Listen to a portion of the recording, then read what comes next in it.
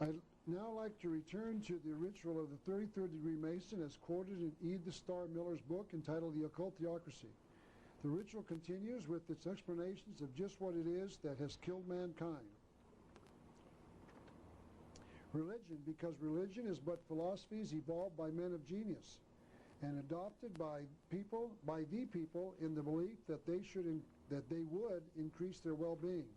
So here we see that the Masons are out to attack religion as one of the killers of mankind. What they are saying is that, in their opinion, we are being lied to by religion because they are telling us that their view of the world would make men happy. If only we understood that religion is a giant fraud, we would reject organized religion and accept the Masonic religion. It would be a paradise on earth. And this is what these Masons are teaching us. Let's continue now with the 33rd degree ritual. Neither law, property, nor religion can be imposed on man, as they annihilate him by depriving him of this most precious right. They are assassins on whom we have sworn to wreak vengeance. Notice, they, law, religion, and property, are assassins on whom we, 33rd degree Masons, have sworn to wreak vengeance. They are enemies against whom we have declared war to the death and without quarter. So here we see that the Masons take an oath to destroy law, property, and religion. Notice, we wonder why judges in America will not listen to the patriots in their courts who stand up for their God-given rights to private property. As I said before, I can't prove this, but I suspect that it is simply because the majority of judges in America are members of the Masonic Lodge. And many of these Masons, many of these judges have taken an oath to avenge the death, the murder of Hiram, law, property, and religion. The murderers of Hiram. Let's continue with the 33rd degree Masonic ceremony. Of these three infamous enemies, it is on religion that we must concentrate our most deadly attacks, because no people have ever survived its religion. Once religion is dead, law and property will fall to our mercy, and we shall be able to regenerate society, meaning regenerate it into the New World Order, by founding on the corpses of the assassins of man, Masonic religion, Masonic law, and Masonic property. So here we can see that the new society, called the New World Order, is based upon Masonic principles of no property, no law, and no religion. And I want you to know that Albert Pike and the other Masons believe that this New World Order is something to be desired. He wrote, if men were all Masons, that world would be a paradise. The reason that I believe that this account by Edith Starr Miller of the 33rd degree Masonic ritual is accurate is because it has been confirmed by a key Masonic writer in his book that was approved by the 33rd degree Council of the Masonic Lodge. I'd like to return once again to Rex Hutchins, the 33rd degree Mason I quoted before. Rex Hutchins is the author of this book entitled A Bridge to Light. We've looked at it before. This book, as I said, has been published by the 33rd degree Council of the Masonic Lodge. Therefore, we can know that this is the official teaching of the Masonic Lodge. There is no question that this is the official position of the worldwide Masons. But before I quote from Mr. Hutchins' book, I would like to recall a little background from comments made previously during this lecture. Remember that Hiram Abiff built Solomon's Temple, and that the Masons teach that he was attacked by 3 apprentice Masons because he would not reveal the secrets of the Master Mason to them. Mr. Hutchins wrote, "What are the symbolic attacks upon Hiram?" Notice that Mr. Hutchins admits that the attacks are symbolic and not real. Hiram is first accosted at the south gate of the temple, where the instrument of the attack is the rule. In Greek, the word for a rule, whether a measuring instrument or a code of conduct, is canon. Thus we see the bureaucracy of the early church. Presumably, Mr. Hutchins is referring to the Catholic Church, establishing the canon law to regulate conduct. He said this law was to be obeyed with unquestioned loyalty, hence it is an apt symbol of the suppression of freedom of speech, which might question the divinity and justice of these laws. Albert Pike confirms what Mr. Hutchins just said in his book entitled Agenda on page 17 of his book. Albert Pike wrote, "The rule is a rule of conduct. The rule, therefore canon, is an apt symbol of the church. It is a symbol of the pontifical and sacerdotal power." The word sacerdotal means a belief in the divine authority of the priesthood. The Catholics teach that their priests are the intermediaries between man and God, and that the chief priest, the Pope, is infallible on matters of church theology. Mr. Hutchins continues, "The rigid, unbending square of steel is an apt symbol of the imperial power of Rome," meaning Rome, the home of the Catholic Church. I want to stop here and make an observation. Notice that Mr. Hutchins is critical of the Catholic Church because they say that all the Catholics must obey their teachings with unquestioned loyalty. The one thing I know about the Catholic Church is that if any Catholic does not like what the Church teaches, they are free to leave. No one in the Catholic Church, Catholic religion, requires that you obey with unquestioned loyalty. Any Catholic is free to leave if they disagree with what the Church teaches. Mr. Hutchins is a hypocrite. It is interesting to note that nowhere that I can find in his book does he criticize the federal government when they definitely require that all Americans, quote, obey with unquestioned loyalty, unquote, any of their laws that any American does not agree with. If you do not like a particular American law, one that violates your rights to life, liberty, or property, you cannot disagree with the law and leave. The government passes laws, and we must obey them with unquestioned loyalty. We cannot leave if we disagree. For instance, I believe, as I pointed out in the last session of this lecture, that welfare is legalized theft. I believe that government has no right to take my property in the form of taxation to give it to someone that they claim needs it. This is called stealing if I do not believe in welfare. If I object by not paying my taxes, I go to jail. That is requiring me to obey with unquestioned loyalty. But this learned PhD, Dr. Rex Hutchins, does not object to that. When one person is required to work for the benefit of another, it is called slavery. When the government forces one person to earn a wage for the benefit of another, it is called slavery. Slavery is defined as forcing one to work for the benefit of another. Welfare forces me to work for the benefit of another. Welfare is slavery, but Dr. Hutchins cannot see that. I used to be a Catholic. I did not like some of the things they were teaching, so I left. No one forced me to go to church. No one forced me to obey with unquestioned loyalty. But this PhD does not understand the difference. PhDs are supposed to be educated. But Mr. Hutchins cannot recognize slavery when he sees it, because when I am forced to pay my taxes when I object, it is called slavery. But this PhD cannot recognize that, and because that is pure hypocrisy. Yet Mr. Hutchins is critical of the Catholic Church, where anyone is free to leave if they do not wish to obey, but he is not critical of the government where none are free to leave if they do not wish to obey. Dr. Hutchins was not able to see the difference, yet Dr. Hutchins received his PhD from the University of Arizona. That means that he is an educated man. Supposedly this PhD would be able to figure this out, but he can't.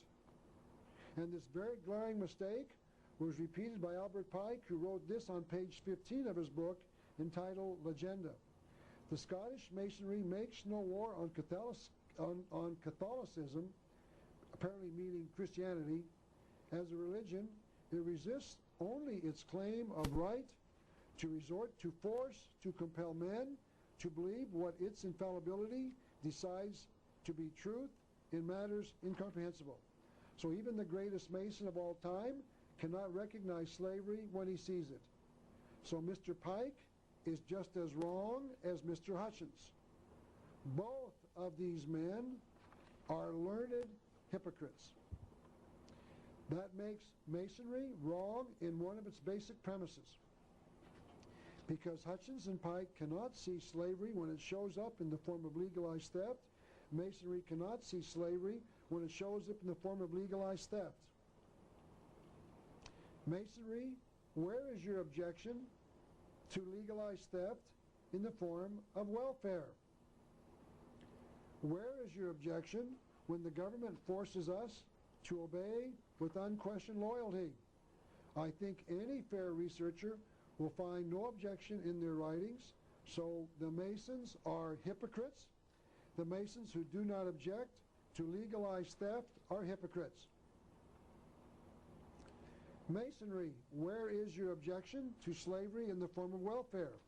Welfare has been part of the government's program of legalized theft for some 30 years. But where is Masonry's objection? They object to an example where there is no force, but are silent where there is force.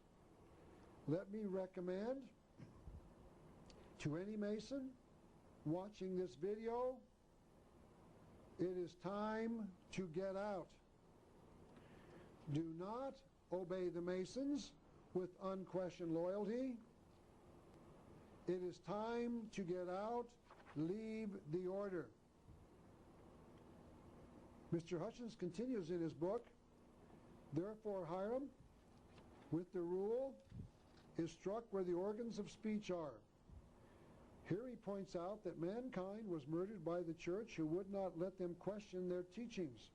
They are murdered with the rule, meaning the teachings of the canon church, of the Catholic Church. Before I continue with Mr. Hutchins' quote, I would like to show you these two symbols of the Masons, the square and the compass. Notice that the two objects are the square, a right-angled piece of metal used for drawing straight lines, and it is one of the two symbols of the Masonic Lodge. The other is the compass, used for drawing circles and curved lines. Mr. Hutchins continues, the instrument of attack at the west gate of the temple was the square.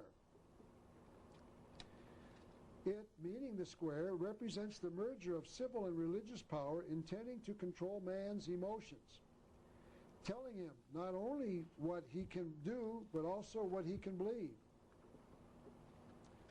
Thus Hiram is struck near the heart, the traditional seat of the affections.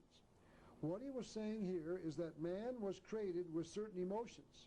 Mr. Hutchins is claiming that religion deprives him of his right to enjoy those emotions by teaching him what is right and wrong. One of those emotions is sexual desire. This emotion is God-given, but then, according to Mr. Hutchins, religion tells you not to exercise your emotion except under the marriage commitment, by teaching that you shouldn't enjoy this natural emotion anytime you so choose to enjoy it if you are not married. Even if you wish to enjoy your emotion by force, meaning that you shouldn't rape someone. What Mr. Hutchins is saying is that religion deprives mankind of the use of their God-given emotions by telling him that he can't use it. It is his claim that religion unfairly teaches man not to enjoy any woman he chooses to enjoy at any time and under any circumstance. Religion teaches that a man exercising one of his emotions can't be intimate with, for instance, his daughter. But what if he wants to be because his mind tells him it's okay? What if the Mason wants to enjoy one of his emotions with a 2-year-old baby? The Masons cannot tolerate religion interfering with man's emotions. So mankind was killed by religion. Mr. Hutchins continues, the setting maul, an instrument of brute force, is a fitting symbol of the blind, unreasoning mob. The setting maul is a hammer used by a stonemason in the cutting of a stone to the proper size.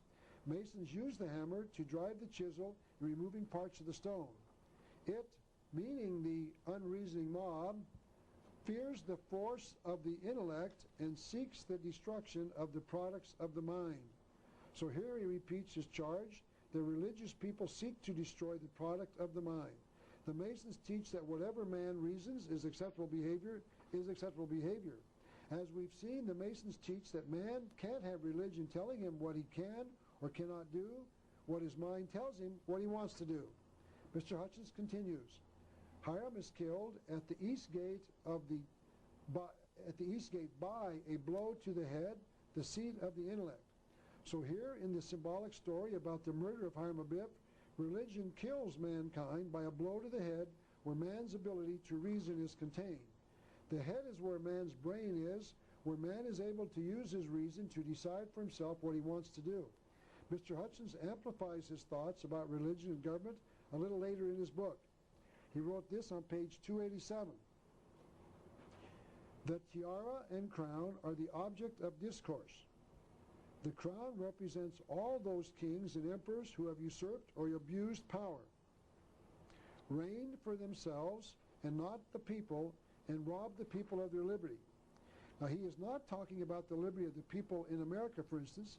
He's talking about the governments that have robbed the people of their liberty to make their own decisions about right and wrong. The people create government to protect their property, their life, and their liberty by exercising their God-given right to protect themselves. But here the good doctor says that governments deprive mankind of the ability to enjoy someone else's property or someone else's wife or someone else's liberty.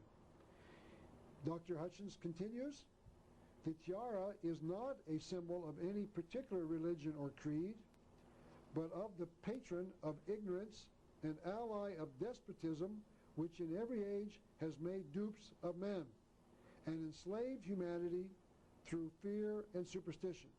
So religion has enslaved men through fear and superstition. Albert Pike agreed. He wrote this on page 19 of his book entitled Agenda. The crown itself is but a symbol, and royalty is but the most common type of tyranny. I want you to notice something. I am not making any of this up. These comments are coming directly from high-ranking Masonic sources. I hope that you are noticing that I have been carefully documenting my material directly from Masonic sources. If I was wrong in my comments, I could be sued by the Masons, but they are strangely silent, and I believe they know that I am right. Albert Pike is, as I said, another 33rd degree Mason, and he agreed with Rex Hutchins. In this book entitled Agenda, we've quoted before, but I've never shown you a slide of it, Pike wrote this, men are good. Evil institutions alone have made them bad. And it is the duty of Masonry and of every knight to aid in leading them back to the truth. The evil institutions that have made men bad are the government and the church. And we have seen that Masons take oaths to destroy the government and the church. And in summary, I'd like to show you that this statement was correct. Mr. Pike wrote this in his book called Legenda. As Masons, we deny the right of any church or pontiff or council to prescribe to men what they shall believe. Armed with the doctrines of Masonry, we war incessantly against these ancient enemies of the truth, against spiritual tyranny, intolerance, fanaticism, and superstition. This thought that Hiram was not a single man, but a symbol of all of mankind, is repeated on page 73 of Rex's book. This is what he wrote. The Master Hiram is the symbol of intelligence, liberty, and truth. And the assassins are the symbols of tyranny, ignorance, and intolerance and fanaticism. So the Masons believe that after they destroy religion, they'll be free to make their own decisions about everything. This position was clarified by Mr. Street in his book on Masonry. Hence, Masons everywhere are devoted to the doctrines of freedom of thought, freedom of speech, and freedom of action. So we can see that the Masons believe in the lie of Lucifer, that they shall be as gods, knowing good and evil. All they have to do is destroy religion. And if author John Robinson is right, we can know exactly where it is in their initiation ceremonies that the Masons take an oath to destroy religion. This is John Robinson's book entitled A Pilgrim's Path. I had the privilege of meeting Mr. Robinson in Florida, Tampa, Florida, during a televised debate between the two of us, as we took the opposite sides on the issue of Freemasonry. Mr. Robinson also wrote this book, his first book, entitled Born in Blood, and was touring the country talking about it.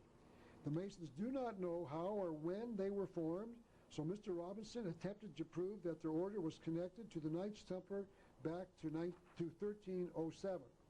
The Masons liked his book, so he was touring the country speaking primarily to Masonic lodges when the television program in Tampa called me to debate him.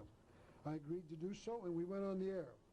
Mr. Robinson privately admitted to me that he was not a member of the Masonic Lodge, but apparently felt that their claims were of merit.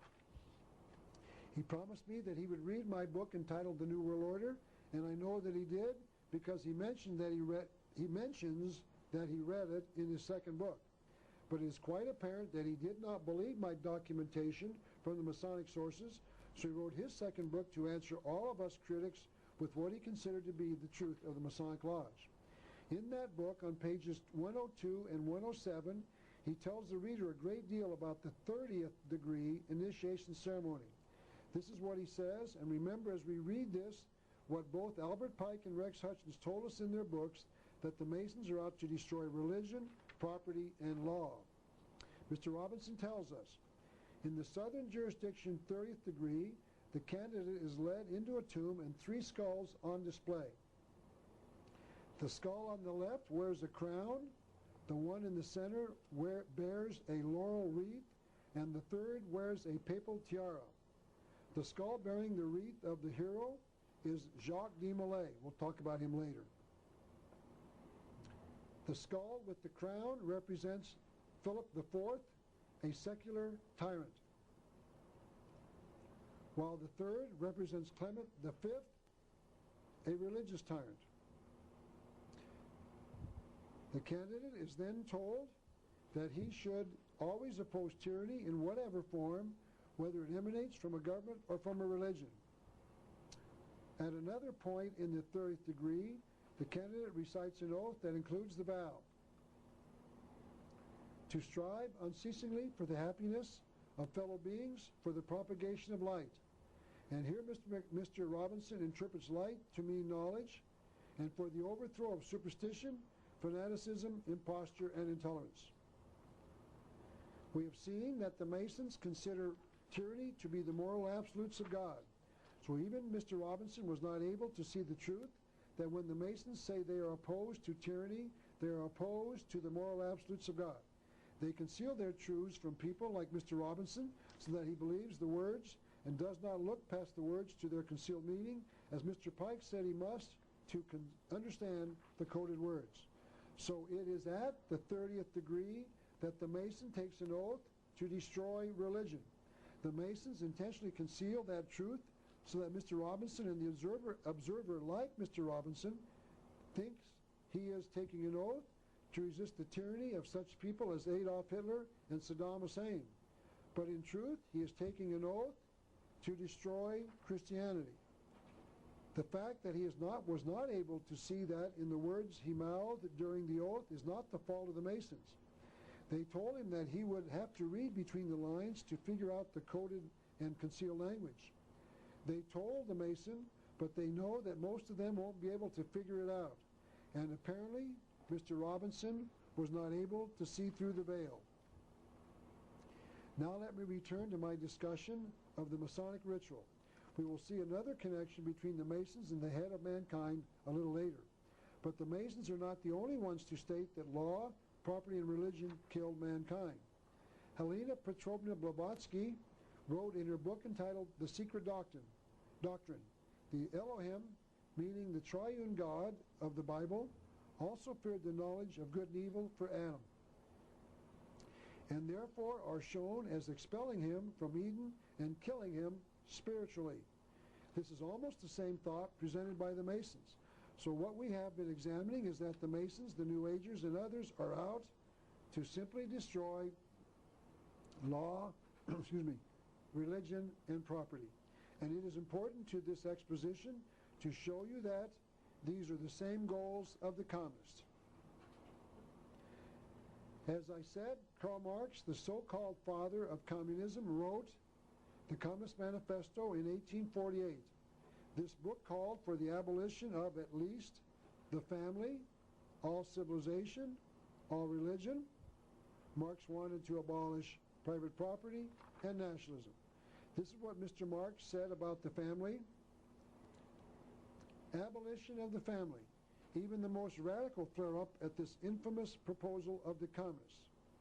The claptrap about the family, about the hallowed correlation of the parent and child, becomes all the more disgusting.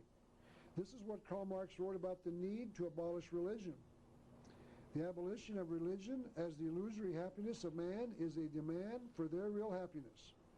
We must war against all prevailing ideas of religion, of the state, of country, of patriotism. The idea of God is the keynote of perverted civilization. It must be destroyed. What? The idea of God as the keystone of perverted civilization. And this is what he wrote about the need to change the existing order of things.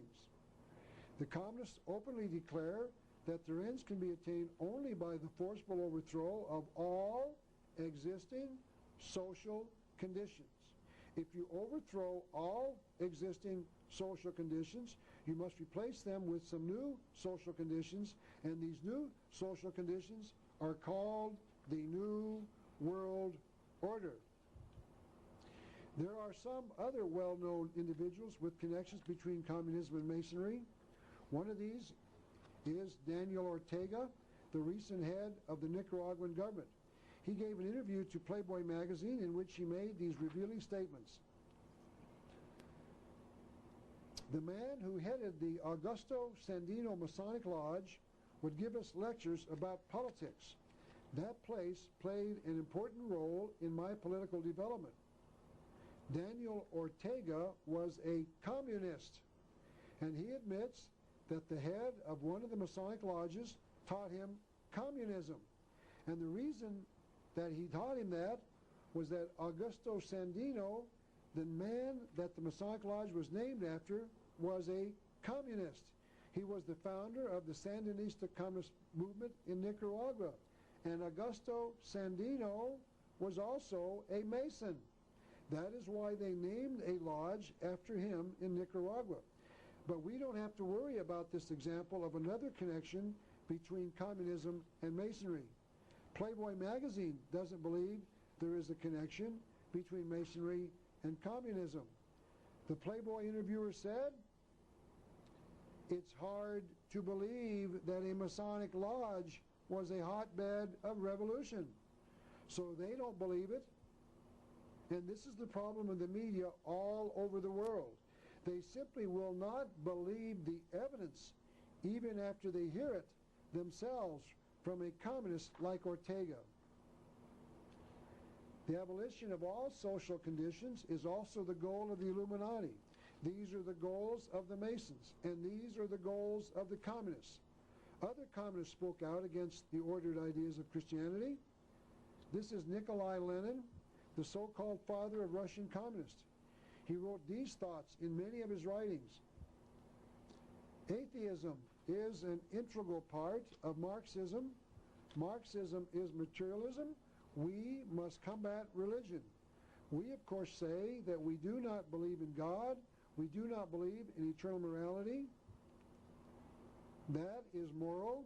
That serves the destruction of the old society. So Lenin also said that religion must be destroyed before they create the new society called the New World Order. Lenin continued, everything is moral, which is necessary for the annihilation of the old exploiting social order. Religion is a kind of spiritual intoxicant in which the slaves of capital drown their humanity and blunt their desire for human experience. We, meaning we communists, shall also preach a scientific philosophy. We must fight against the inconsistencies of the Christians. So as we are starting to see, the New World Order is based on the desires of the communists. I shall continue that thought during the next session.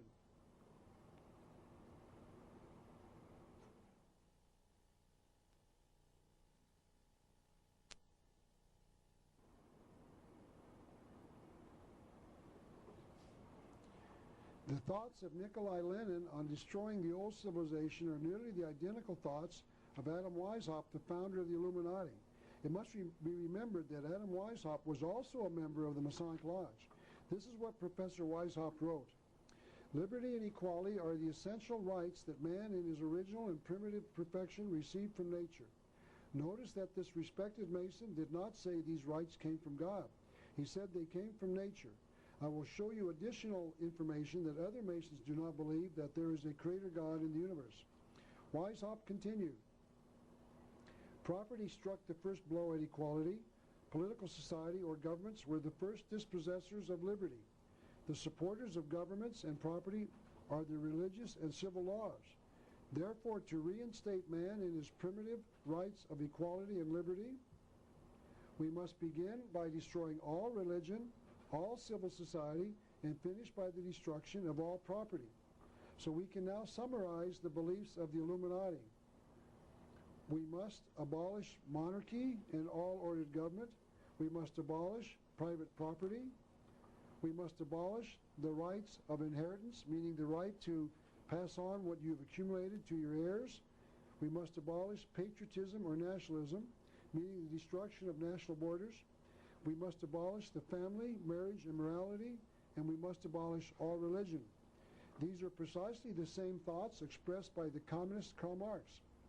There is no direct evidence, but there is abundant circumstantial evidence to say that Karl Marx was a later member of the Illuminati when it was no longer called the Illuminati but the Communist Party.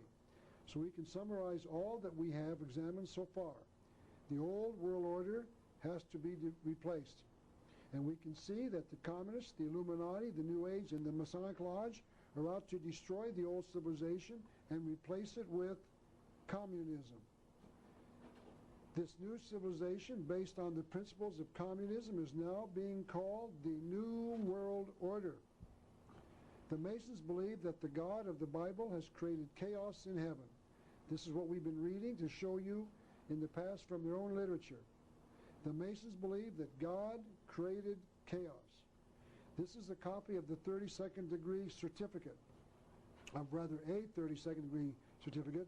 A friend of mine was a 32nd degree Mason, and he gave me a copy of a certificate that he received after he completed the 32nd degree. Notice the phrase ordo ab chaos in the middle. Ordo ab chaos means, in Latin, order out of chaos. As we have seen, the Masons admit that the God of the Bible created chaos in the universe, and after man is freed to use his mind in all areas, the universe will become ordered. The Masons have decided it.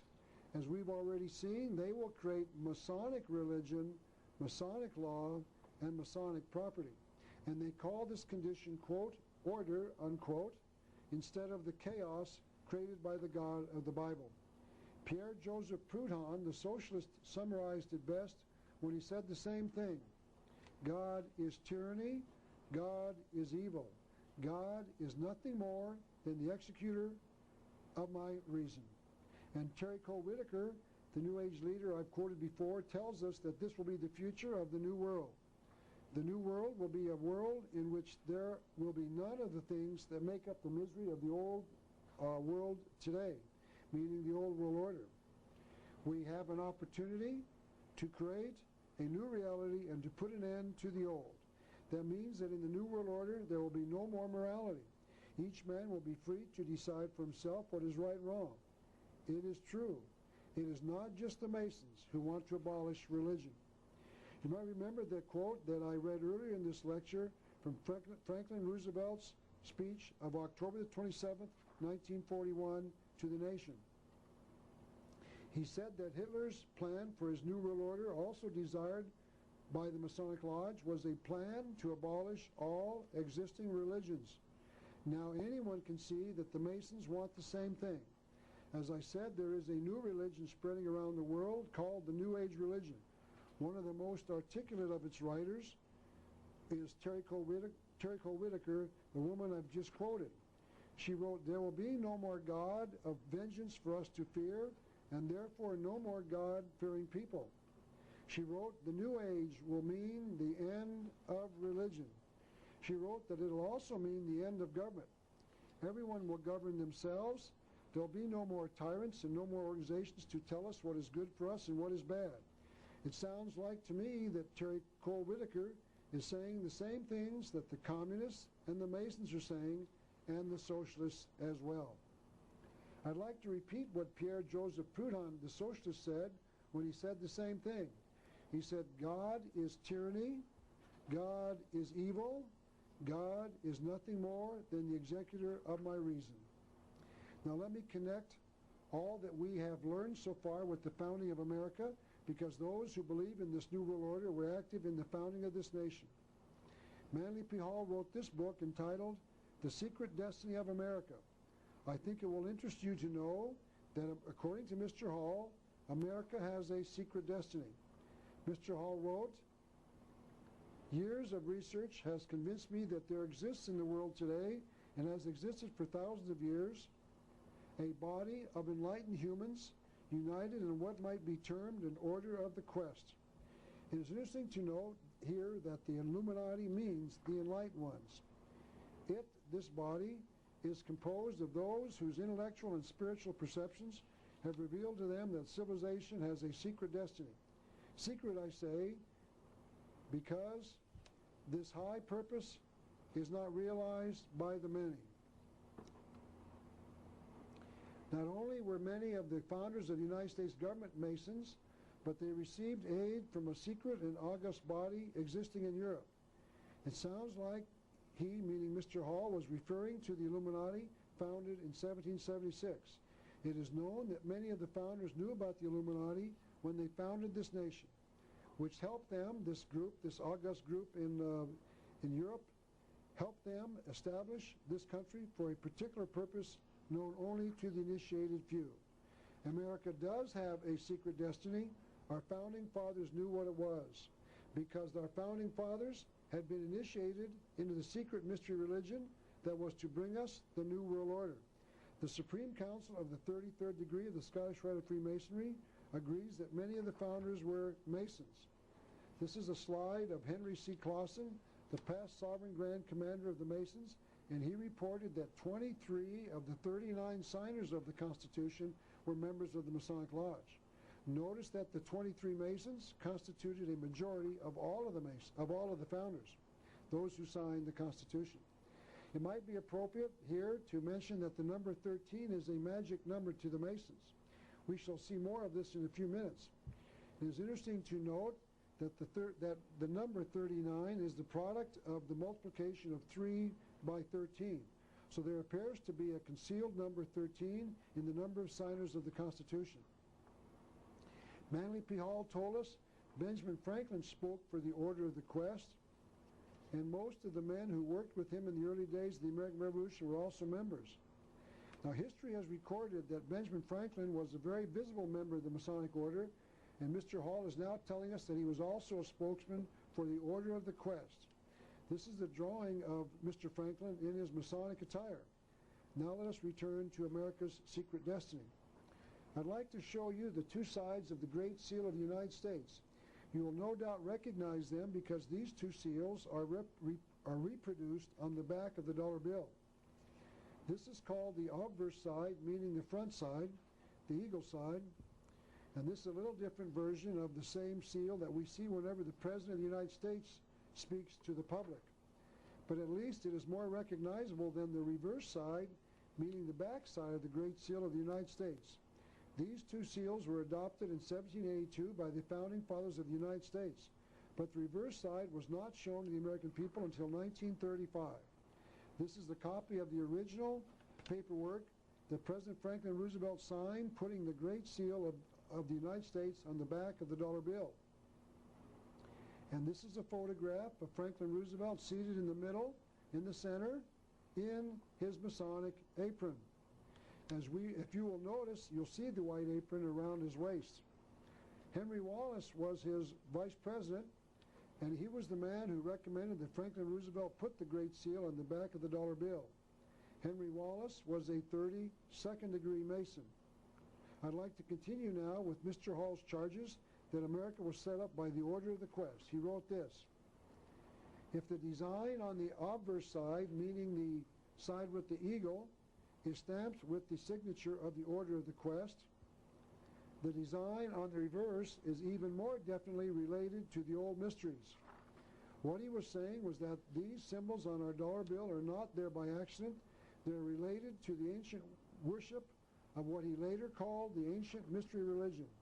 Mr. Hall continued, "The Great Seal is the signature of this exalted body, meaning the Order of the Quest or the Masons, and the unfinished pyramid upon its reverse side is a trestle board, setting forth symbolically the task to the accomplishment of which the United States government was dedicated from the day of its inception. That means that the founding fathers who designed the Great Seal knew what they were doing. They were committing this nation to the ancient mystery religion. Notice that the eye above the pyramid is not yet on top of the pyramid. That means that their task is not yet accomplished. When the eye seats itself on the pyramid, their job will be finished, and I am contending that the date for that capping of the pyramid is known. That date has been determined, and it will occur on January the 1st, the year 2000 AD. I will explain why this date is significant a little later in this lecture." Mr. Hall continued, "There's only one possible origin for these symbols, and that is the secret societies which came to this country 150 years before the Revolutionary War. If you take 150 years from 1776, the date of our founding, you get the date of 1620, about the date the Pilgrims came to America. So what he was saying is that at the same time the Pilgrims came to America, the conspirators came as well."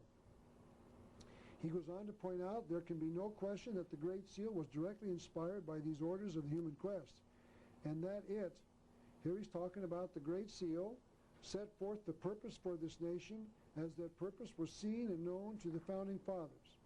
It is true, America has a secret destiny, and the founding fathers knew what it was. Those who gave us the Great Seal of the United States knew what they were doing when they incorporated the Latin phrases, an all-seeing eye, a pyramid, an eagle, and the use of concealed Masonic numbers on it. I'd like to explain just what all of these symbols mean as I continue this lecture. We will examine the hidden meaning behind the symbols of our Great Seal of the United States. The reason our founding fathers placed these symbols on our Great Seal is because they were conspirators. The next area we should discuss is the type of government these conspirators gave us. For years we've been told that the American form of government, called a constitutional republic, was the finest form ever devised by men, and that the American Constitution is the finest document ever written by the mind of man. And I used to believe that as well, until I discovered the fact that the founding fathers literally placed a phrase in our Constitution that they knew would later destroy it. Because as thousands of today's patriots have discovered when they have gone into the courts of America to argue the constitutionality of various laws and regulation, they have learned that the Constitution of the United States of America is null and void. There are no constitutional rights in the courts of the United States today. And the reason that this is so is because the nation's founding fathers set it up so that there wouldn't be any. And the reason they did that was because they were members of the Masons or of a broader organization apparently called the Order of the Quest. To prove that the Constitution is null and void in America today, we must go back to the year 1776 when we severed all ties to the English government. This is a copy of the Declaration of Independence. We're going to read a part from that right now. I would like to call your attention to one very important thing. It was here in the preamble that we the people declared that this was the unanimous declaration of the 13 united with a small u states of America. There was no such thing as the capital U United States of America at that time, as the men who wrote documents were saying that we, as representatives of these 13 states, each united in their cause, were part of a nation known as America. Later, this will become an important point, as we shall soon see. Our founding fathers were not created a nation called the United States of America. We were simply Americans, each a citizen of their respective state, that were uniting to declare themselves independent from the King of England. We, the people, carefully declared that we were objecting to the tyrannical government of King George of Great Britain that he had set up here in America. You can find the following in the second paragraph of the Declaration. We, the people, wrote, "The history of the present King of Great Britain is a history of repeated injuries and usurpations, all having in direct object the establishment of an absolute tyranny over these states. To understand what that means, we must next define the word tyranny." Webster's 1828 dictionary, issued only 52 years after the Declaration of Independence was signed, defined the word thusly: tyranny, despotic exercise of power, absolute monarchy, or absolute power. The dictionary also defined the word despot, a word we don't use too often in today's language. It said that the word despot was a king, and I believe it meant any governmental authority, because most of the governments in 1828 were being led by kings, so that was the typical government at the time. So we're saying that a despot was any government invested with absolute ruling or absolute power, or ruling without any control from men, constitution, or laws. So it is fair to conclude that the Founding Fathers felt that King George was creating a tyranny and all-powerful government in America, and that was the reason they were breaking from the monarchy. To further show that the Founding Fathers knew what the word tyranny meant, we can examine the Federalist Papers written in 1787 by John Jay on the left, James Madison in the center, and Alexander Hamilton on the right. Hamilton and Madison actually signed the Constitution, which meant that they must have approved of whatever it contained. James Madison defined the word tyranny in Federalist Papers number 47. The accumulation of all powers, legislative, executive, and judiciary in the same hands, whether of one, a few, or many, and whether hereditary, self-appointed, or elective, may justly be pronounced the very definition of tyranny. Madison later defined it again when he talked about a tyrannical concentration of all the same power of government in the same hands. He later quoted Montesquieu, a political writer in the mid-17th century, who wrote this: "There can be no liberty where the legislative and executive powers are united in the same body of magistrates." Then the writers of the Declaration listed 28 specific evidences that King George was guilty of creating an oppressive government, a tyranny in the United States. The 22nd of those reads, "He," meaning King George, "has given his assent to the suspending of our own legislatures and declaring themselves with power to," please remember this next phrase, "they declared themselves with the power to legislate for us in all cases whatsoever." Please remember that phrase.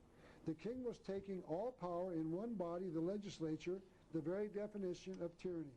Our Founding Fathers knew what tyranny was, and that King George was guilty of creating a tyrannical government by replacing America's legislatures.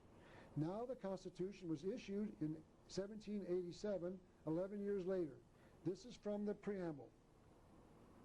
"We the people do ordain and establish this Constitution for the United States of America." Notice that they were claiming to be creating a government of the United States of America. The Constitution creates three branches of government because the Founding Fathers knew that to give all power to one branch of government was the very definition of tyranny.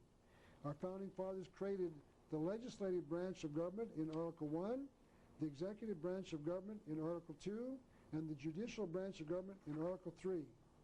Article 1, Section 8 of the Constitution grants 18 specific powers to Congress, such as the power to collect taxes, the power to coin money, the power to establish post offices, and the power to declare war, amongst others.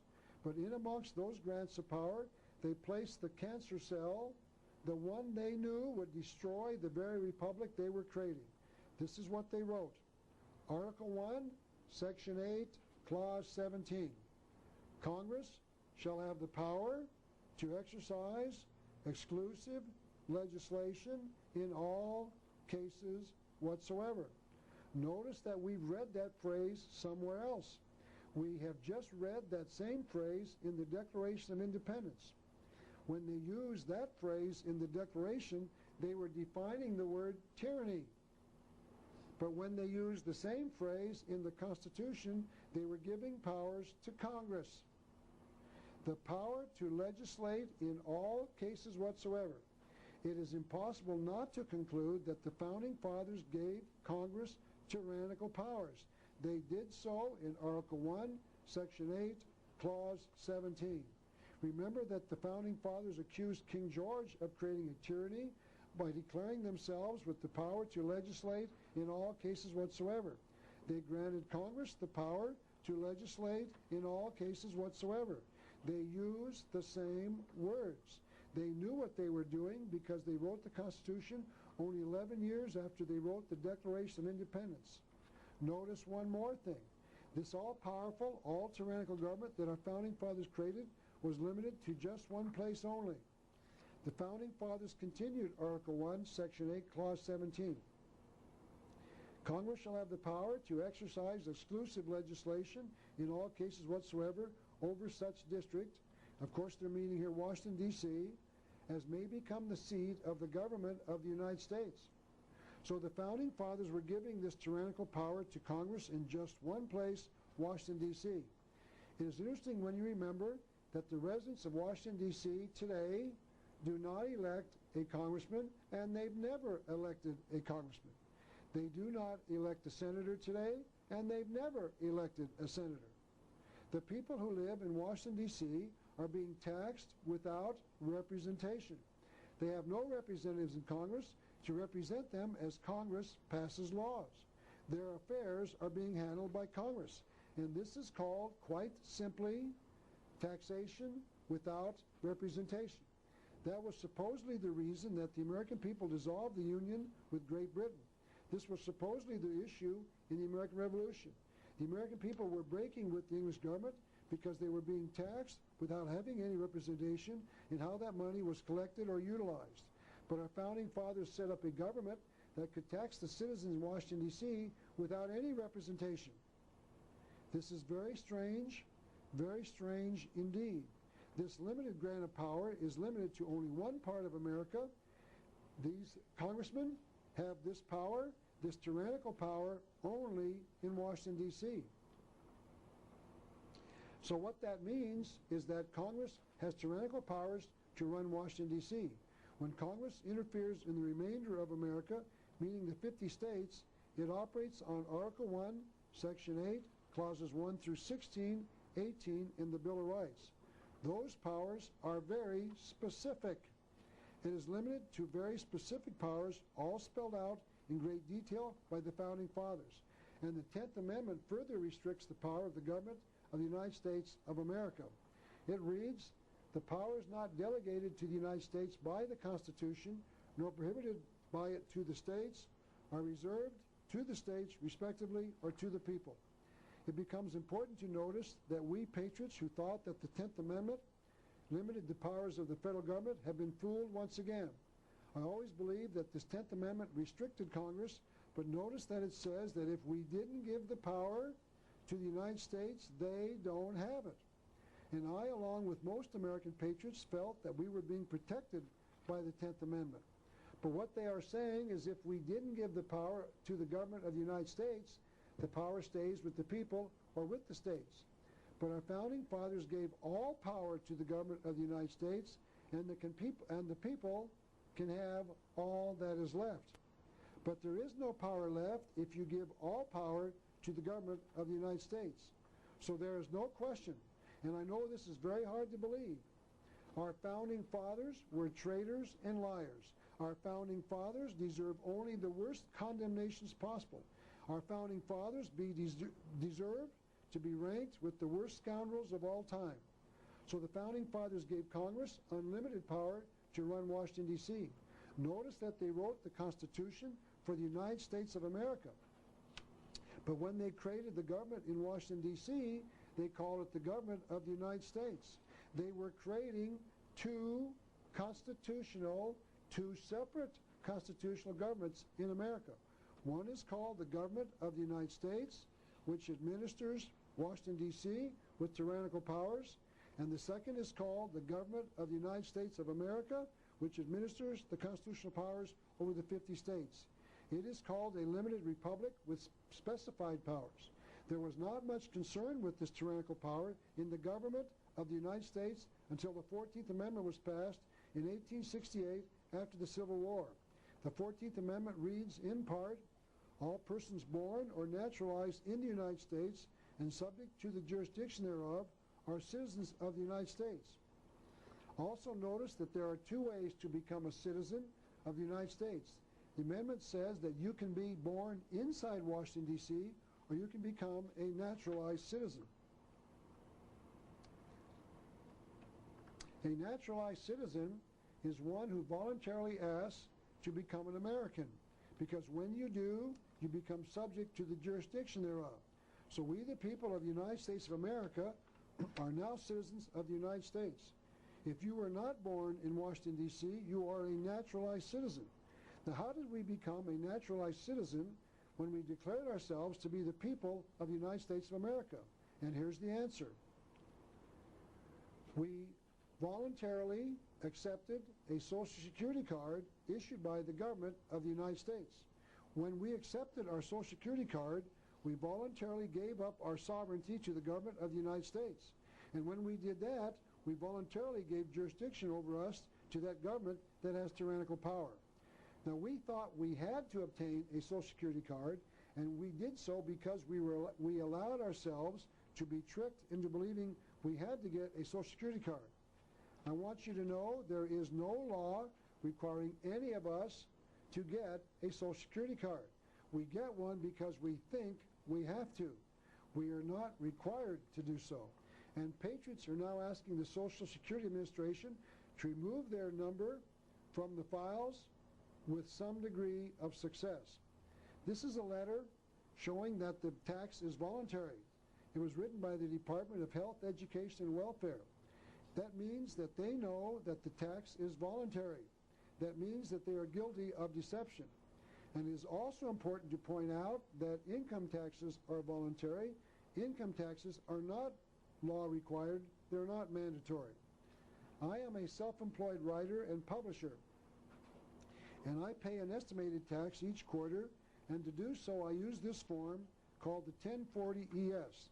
The paragraph in the top middle, underlined in blue, reads as follows.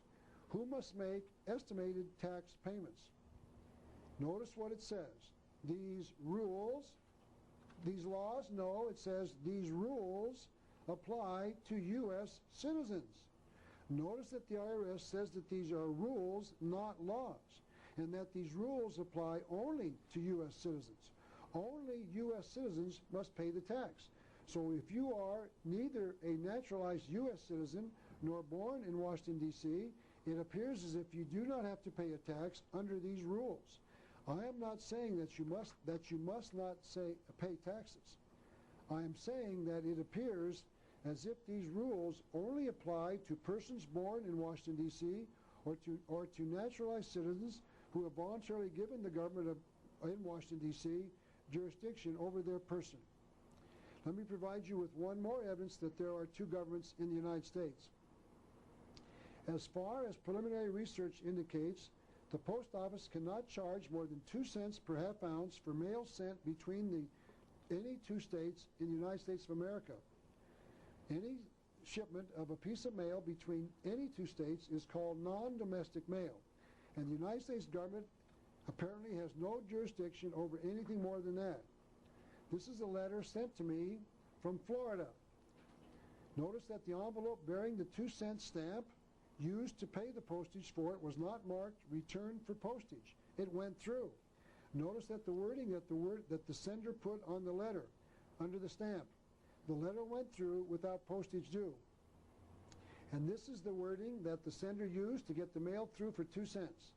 The non-domestic letter rate of 2 cents per half ounce is established by congressional law, 12 statutes at large, Chapter 71, Section 23. Any other rate constitutes a criminal violation of USC, stands for United States Code 1728. So what I am saying is that someone in the U.S. Postal Service knows that there are two governments in the United States. There is one more evidence that we are right. The draft of civilians into the United States Armed Forces is not constitutional under the powers granted to the government of the United States of America. The draft was passed by the Congress, which was exercising its tyrannical power to legislate in all cases whatsoever. Those who have gone through the induction ceremony tell me that each draftee is asked to take one step forward as they enlist. This is reportedly the one step that each draftee takes to indicate that he is doing so voluntarily. He is indicating that he is voluntarily taking one step forward so that he is giving jurisdiction to the government of the United States. I have been told that if he stands pat, in other words, if he does not take the step forward, giving jurisdiction to the government, there is nothing that the government can do to the draftee. I want to make it clear that I am not recommending that anyone stop paying taxes, nor that they send mail inside the 50 states for 2 cents, nor that they get out of the Social Security system, nor that they avoid the draft by not taking that one step forward. What I am saying is that there needs to be some court cases clearly establishing that these statements are true, so that we can absolutely know for certain that this preliminary research is correct. The one book telling us how this can be legally accomplished has yet to be written. I have not seen that book yet, so I have personally not decided to get out of the system. But it has been reported to me that thousands of people are getting out of the system each year by claiming that they are not citizens of the government of the United States. But I continue to pay my federal taxes. By the way, I pay my income taxes to Uncle Marx, not Uncle Sam, because Uncle Marx, meaning Uncle Karl Marx, was the father of the graduated income tax. Once again, this is the Communist Manifesto that we've looked at before. It was written by Karl Marx, the so-called father of communism, and on page 46 of the book, Karl Marx called for a heavy progressive or graduated income tax. Remember that this book was written by the communist Karl Marx in 1848, and we didn't get our heavy progressive or graduated income tax until 1913. Now, those who disagree with my assessment that we are not citizens of the government of the United States must answer this question. What were we before the 14th Amendment if we were not citizens of the United States? Why did they have to declare us citizens of the government of the United States if we were already citizens of the government of the United States? And the answer to that one question is because we were called sovereign citizens of the state in which you were born. You were called an American. But after the 14th Amendment, we were called citizens of the government of the United States. A sovereign is someone who lives by God-given inalienable right. A citizen is one who lives by government-granted privilege. A privilege can be taken away by the one granting the privilege. Rights cannot be taken away except by the grantor, in this case meaning the Creator God of the Bible. Simply stated in one sentence, we have lost our sovereignty.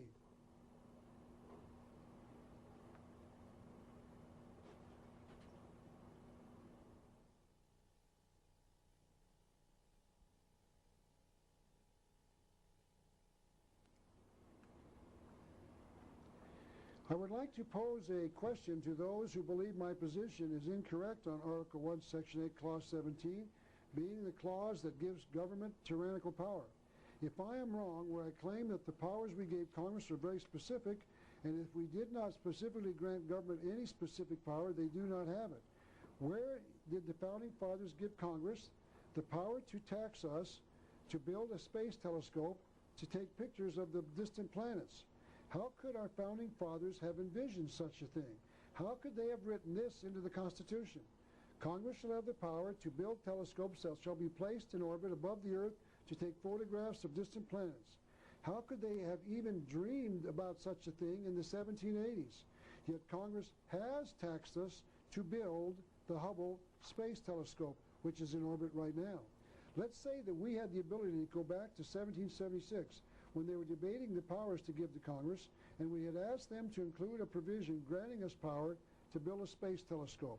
Just what do you think their answer would have been to our request? There is no such thing as a space telescope. They could not have conceived of such a thing in 1780. Yet in the 1980s, Congress passed legislation creating the power to orbit the Hubble Space Telescope. Where did they get the power if the founding fathers did not give it to them? They got it from Article 1, Section 8, Clause 17. Congress shall have the power to legislate in all cases whatsoever. The Hubble Space Telescope confirms my allegations.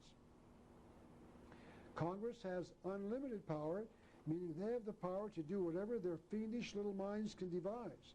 The power to legislate in all cases whatsoever. And who were these founding fathers who tricked us by creating a hidden tyrannical government? They were the Masons who wrote the Constitution. The Constitution was the joint work of half a dozen men or more, yet today few historians begrudge James Madison, later to become President of the United States, as being the father of the Constitution, because the author of Article 1, Section 8, Clause 17 was James Madison himself. In fact, in 1956, President Dwight Eisenhower commissioned a study entitled Jurisdiction over Federal Areas within the States. That study made the conclusion, Article 1, Section 8, Clause 17 of the Constitution was included in the Constitution as a result of proposals made to the Constitutional Convention by Charles Pinckney and James Madison. There were some who objected to the grant of tyrannical powers, according to the Eisenhower report. Objections made by Patrick Henry and others based upon the dangers to personal rights and liberties which Clause 17 presented were anticipated or replied to by Mr. Madison. That means that Mr. Madison knew that his grant was going to cause controversy, so he anticipated it. So Patrick Henry, because he objected to the tyrannical provisions of this provision, the tyrannical powers of this provision, goes to the top of my list of great American patriots, and James Madison goes to the bottom. The report goes on. They, meaning those who objected, were assured that the rights of residents of federalized areas would be protected by appropriate reservations made by the states in granting their respective consents to federalization. That means that whatever argument that Madison used convinced the dissenters that their rights would be protected by the states. But notice this incredible omission by the Eisenhower Commission members in their report. It may be noted that this assurance has to this time borne only little fruit. The dissenters were lied to. Their rights were not protected by this incredible grant of power to the Congress. They were hoodwinked by James Madison. We, the sovereign people of America, gave up our sovereignty by a fraudulent argument. Those who granted the power knew what they were doing. In other words, there was cause for concern in 1787. There was cause for concern in 1956. But nothing has been done to correct the situation. So I'm saying there was cause for concern even today in 1994. And last question, was it a coincidence that James Madison, the tyrant, was a Mason? No, because that is precisely what the order of the quest would have wanted him to write into the Constitution. James Madison did what he was expected to do. This is an official list of the presidents who have been Masons, prepared by the Masonic Lodge itself. And under the name, under the yellow highlighter, is James Madison, President of the United States. I'd like to return to the discussion of the involvement of the Masonic Lodge in the founding of America. This is a very poor quality photocopy of a picture of the prayer window in a prayer room for legislators in the Capitol building in Washington, D.C. Notice that George Washington is kneeling at prayer in the middle of the stained glass window, and that he is under the reverse side of the Great Seal of the United States. It is almost as if those who designed the window knew that George Washington, a Mason, was praying to the God in the all-seeing eye of the Great Seal of the United States. Also notice that the Masons have concealed a key Masonic number in the window. There are 33 reversals of the double lines shown on each side of the stained glass window. And as we're going to see later, the number 33 is a key Masonic number of great significance, as I will prove in a few minutes. As I will show you, it was not just another coincidence, but it was a concealed Masonic symbol. Before we continue our study of the secret destiny of America, we must examine an area which is pertinent to our study. We must examine the question of why early man worshipped the sun. The sun in the sky does two observable things. First of all, it rises each morning and sets each evening. It appears to be born in the morning and then die in the evening each day, and then it appears to come back to life the next day when it rises again. Early man realized that he was also born and then died, but that he couldn't come back to life after he died. He knew that after he died, he couldn't come back the next day.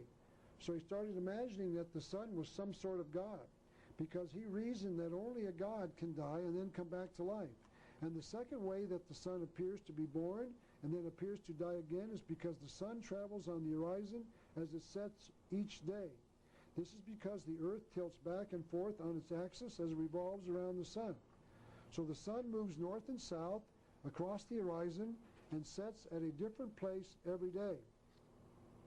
It appears to set at a different position on the horizon each day, and early man felt that only gods could do that. Here is a photograph of the sun setting at a particular point on the horizon. It appears to move northward once a year and sets at a particular point. The sun appears to set at this precise point for 3 days, and then it starts moving south again. This happens twice a year, on June the 25th and on December the 25th. That means that on June 22nd, 23rd, and 24th, and December 22nd, 23rd, and 24th of each year, the sun appears to be setting at the same precise location. But on June the 25th and December 25th, it starts to move back to the north or to the south. It appears to die for 3 days and then appears to come back to life on June the 25th and December 25th. And since only gods can die and come back to life, early man reasoned that this was further evidence that the sun must be a god. Now, there is actually a word to describe this activity of the sun. It is called the solstice, meaning when the sun is farthest away from the equator. It occurs twice a year, on June the 22nd and on December the 22nd each year. According to this book, entitled An ABC of Witchcraft, written by a practicing witch, the witches make a holiday out of each solstice. She wrote this: the winter solstice celebrates the rebirth of the sun. Not only do the witches worship the sun god on the winter solstice, others do as well. Albert Pike wrote this on page 77 of Morals and Dogma. Thousands of years ago, man worshipped the sun. Originally, they looked beyond the orb to the invisible God. Then he identified those gods who had a concealed worship of the sun god inside their regular worship. They personified the sun god as Brahma, Amun, Osiris, Bel, Adonis, Melkarth, Mithras, and Apollo. He went on to point out that the Romans celebrated a holiday known as Saturnalia for 1 week, December 17th to the 24th. Then December 25th became a special holiday called the Birth of the Unconquerable Sun. Author John Robinson says that the Winter Solstice Festival celebrates the victory of the sun over the powers of darkness. I'd now like to suspend that discussion for another area of interest that's related. I'd like to explain why people in America celebrate Christmas on the 25th of December. Christmas is supposed to be the birthday of Jesus Christ, but Jesus Christ was not born in December, nor even in the winter of the year. The Bible tells the reader when Jesus was born. His birth is talked about in Luke 2:8.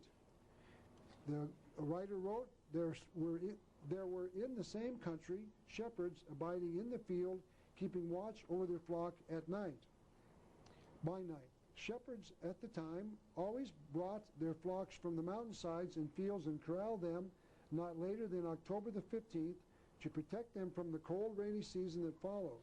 They would be outside in the fields during lambing season when they attempted to protect their young lambs from wolves.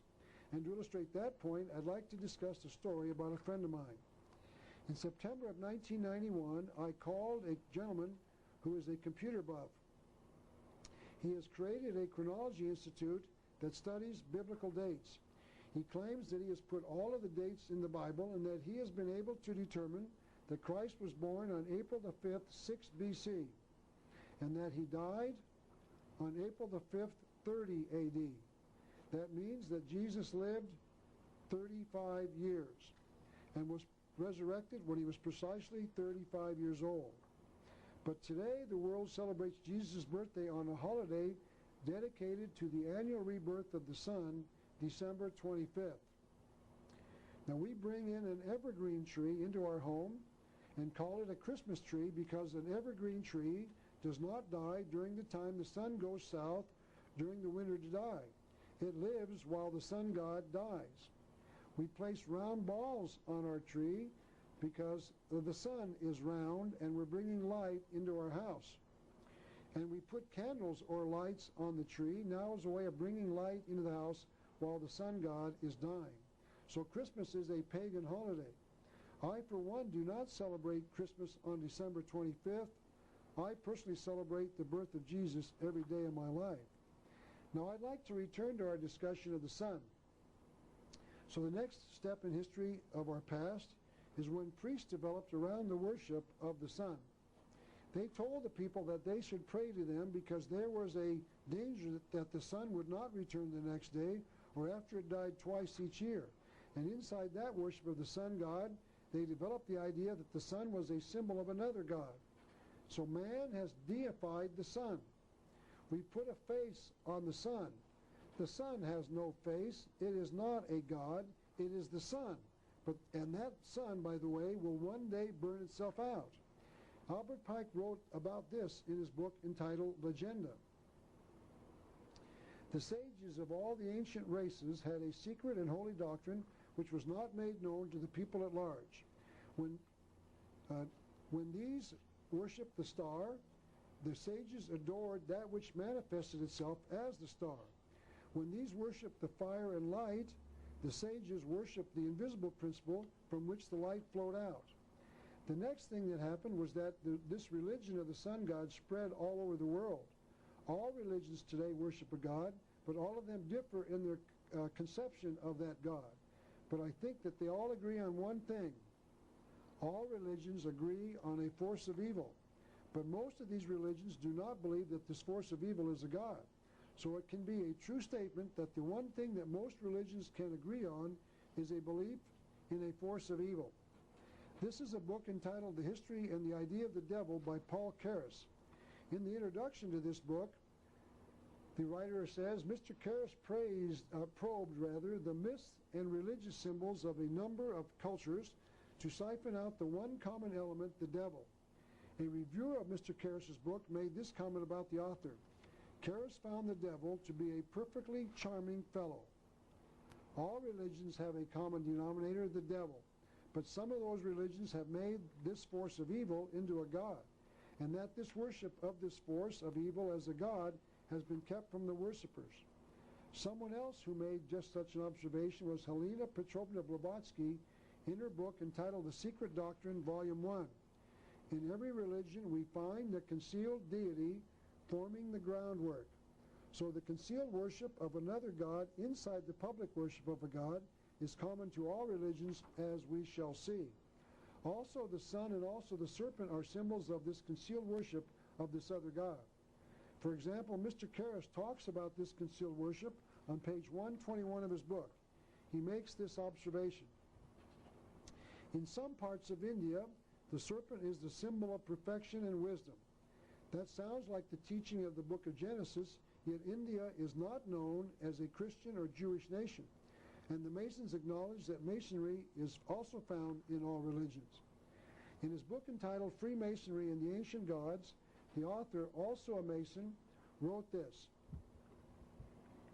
Brother Ward, and Mr. Ward is a Masonic writer that this author quotes in his book, traces a substratum of Masonry in all the great religious systems of the world.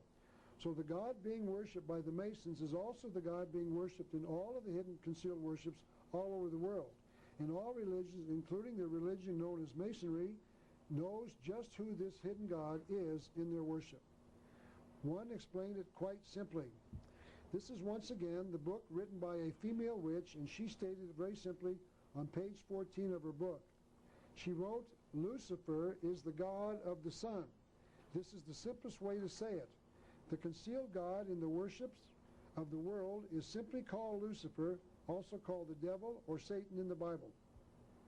So what we are going to examine during this lecture is this worship of the sun god Lucifer and his plans for the future of the world with this thing that the major world leaders are calling for, called the New World Order. So we're going to examine this secret, hidden, 6,000-year-old worldwide worship of the sun god Lucifer and his plans for a new world order. I am not aware of any other historian in the world who is exposing this secret worship of Lucifer, but it needs to be done.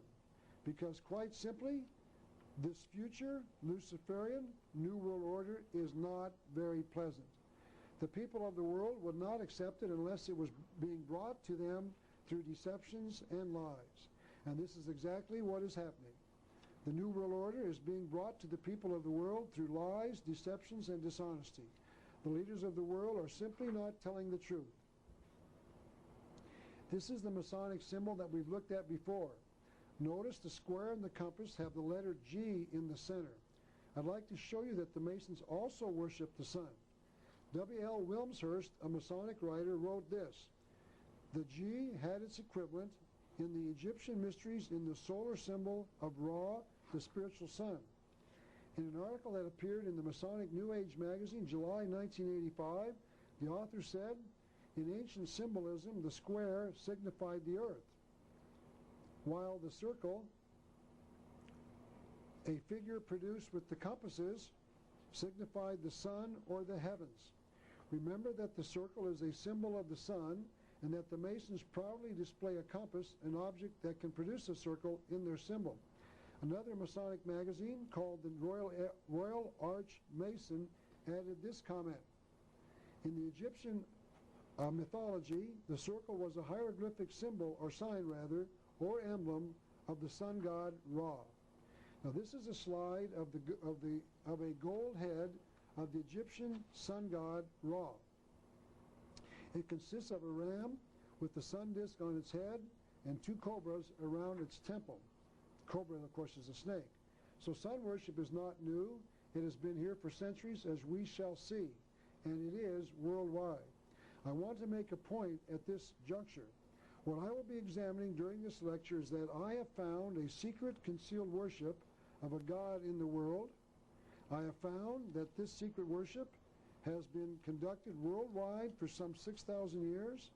I have found that the knowledge about this worship has been buried by historians of the past, and I have found that the major symbols of this concealed god are the sun and the serpent.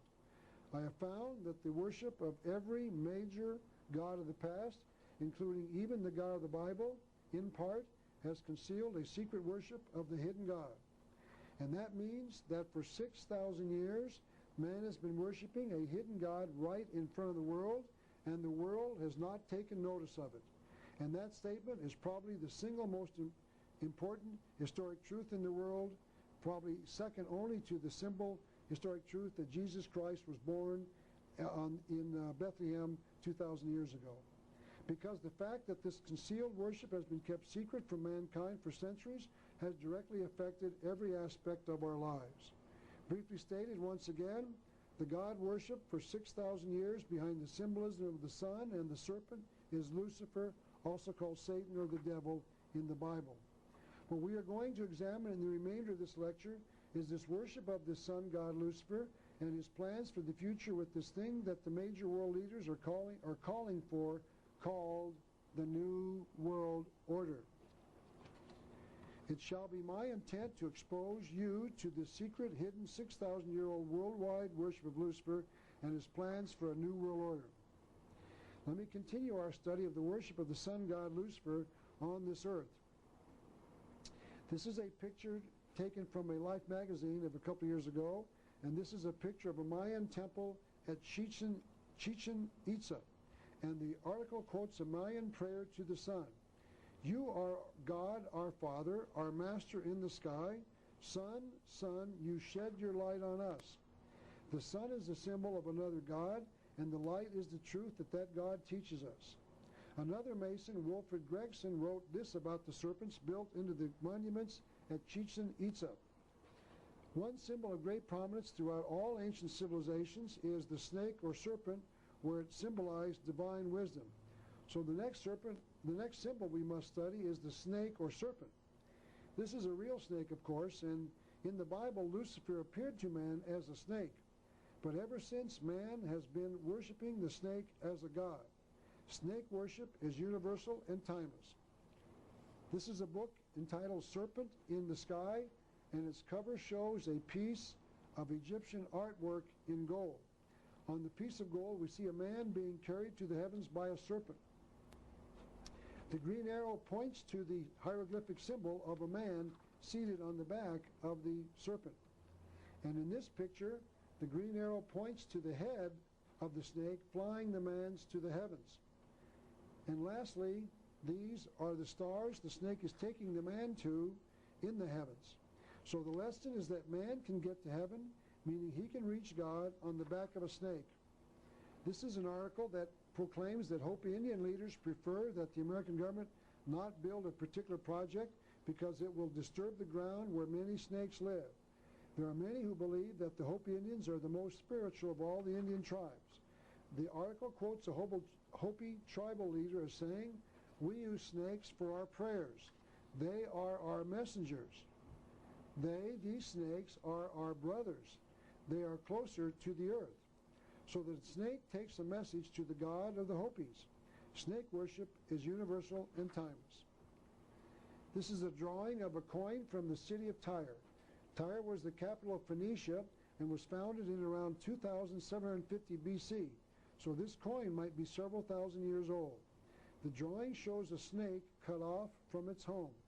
The tree has been cut down before its time, meaning that the snake is trying to restore his home by exerting its pressure on the tree stump. His kingdom was cut away before he could complete his task, and he is exerting pressure on the tree, hoping that it will return to the form of his old kingdom. The cornucopia to the left of the tree is empty. That means that the bounty is to be received from his kingdom, his future, when the snake revives the palm tree back to its previous glory. The palm tree to the right is a sign of victory, that the snake's victory on the earth will occur. In other words, the snake will succeed in bringing his paradise to the earth, and that paradise is called the New World Order.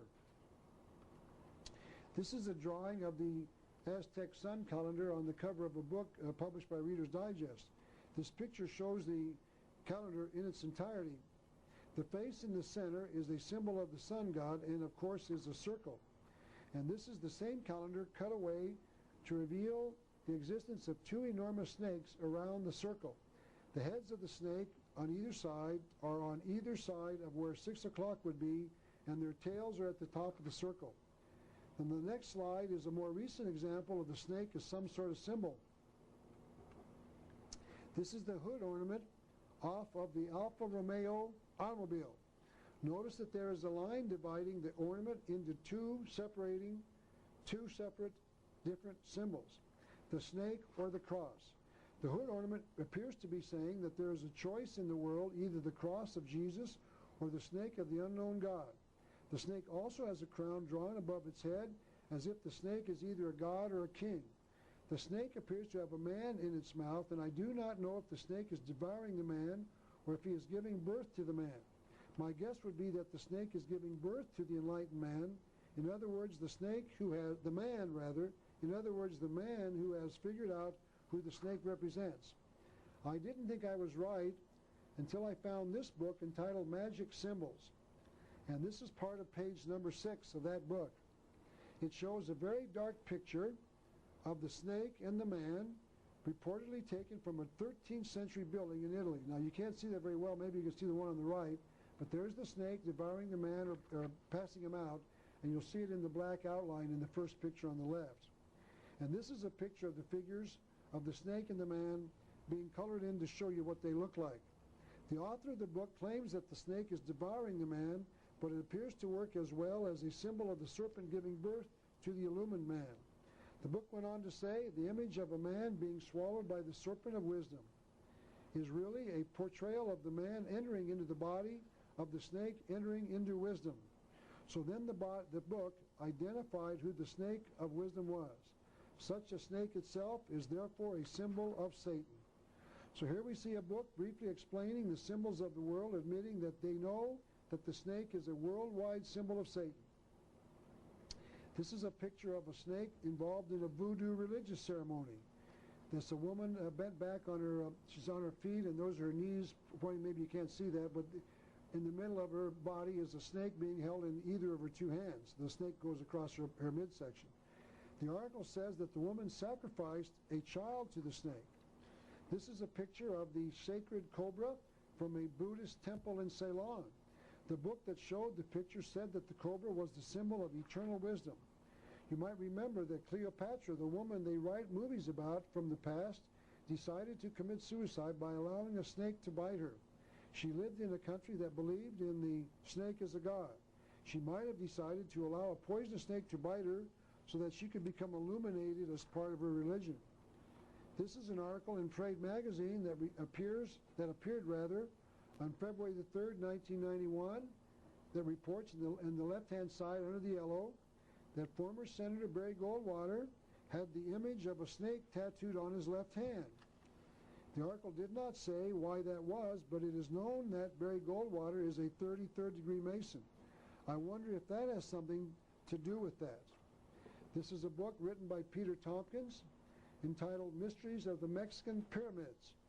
I'm going to take a close-up of the snake at the center because under the pink arrow is an enormous head of the snake, and it shows its head is open, its mouth is open, implying that it is speaking to the people. It was found at the ruins of Chichen Itza, Mexico. The pyramid in the back is dedicated to the god known as Quetzalcoatl, and I'll discuss that god in a few minutes. Chichen Itza is in the Yucatan, south of Mexico in Latin America, on the Gulf of Mexico. You'll see it right in the middle of this map, the two words Chichen Itza. At Chichen Itza, the Temple of the East has a great many repeats of a huge sunburst. From the middle of the sunburst is a head of a serpent, a huge head of a serpent. The sun represents God and the serpent his divine wisdom. And so one of the temples of the sun god worldwide is a pyramid. This is a slide of one of those temples to the sun god in Mexico. Notice that its top is flat, and as we are going to see, all pyramids on the earth are flat on top, and there is a reason that that is true. I'll try to explain that reason for you a little later. The obvious question is to answer is, why would people build a pyramid anywhere? And I think the obvious answer is for the people physically to get closer to the sun god. This is a book entitled The Two Babylons, written by Reverend Alexander Hislop, a Christian minister. He wrote about the sun god worship, and this is what he said. Along with the sun as the great fire god, and in due time identified with him, was the serpent worshipped. In the mythology of the primitive world, the serpent is universally the symbol of the sun. In Egypt, one of the commonest symbols of the sun or sun god is a disc with a serpent around it. You might remember this picture that Rex Hudson showed us in his book entitled A Bridge to Light. It showed a snake around the oblong-shaped circle, and here we see the close association of the serpent god and the sun. This slide illustrates the point. The two red arrows point to two sculptures of the feathered serpent god, Quetzalcoatl, and they show two serpents protruding from a symbol of the sun. Those rock figures are on a wall of a temple to the sun god Quetzalcoatl in a Mayan village in Latin America. The green arrow points to a stone portrait of my former mother-in-law, and I don't know how that picture or that statue got down there. We will continue to see that association as we continue this lecture. This is a National Geographic's picture of an Egyptian relief painting, apparently on a wall dug into the rock, showing Ramses II seated on the right, making an offering to Ra, the sun god. The cobra in the middle is kind of broad-chested cobra with its head looking to the left, is wearing a tall crown signifying his kingship over the southern kingdom of Egypt. This is a picture of a sacred cobra shown at about 1 o'clock, crowned with a sun disk. Here it's slightly covered with blue, and above his head is a sun disk. Amun is seated inside a mountain with a crowned cobra outside, and Amun also has a round sun disk on his head. This is another royal portrait of an Egyptian pharaoh, this time Senofru. He is shown seated on his throne with the basket in front of him, up a little bit higher, about 2 o'clock. On top of the basket is a coiled serpent, showing that Senofru was in the presence of the serpent of wisdom. This is a picture of a building called Snake Temple in Vietnam. Notice the 2 snakes on either side of the walkway into the temple area. So building temples with snakes around them or in them is not confined to just one part of the world. It is not a local practice. It is worldwide, and we will continue our discussion of the snake in religious worship worldwide in the next session.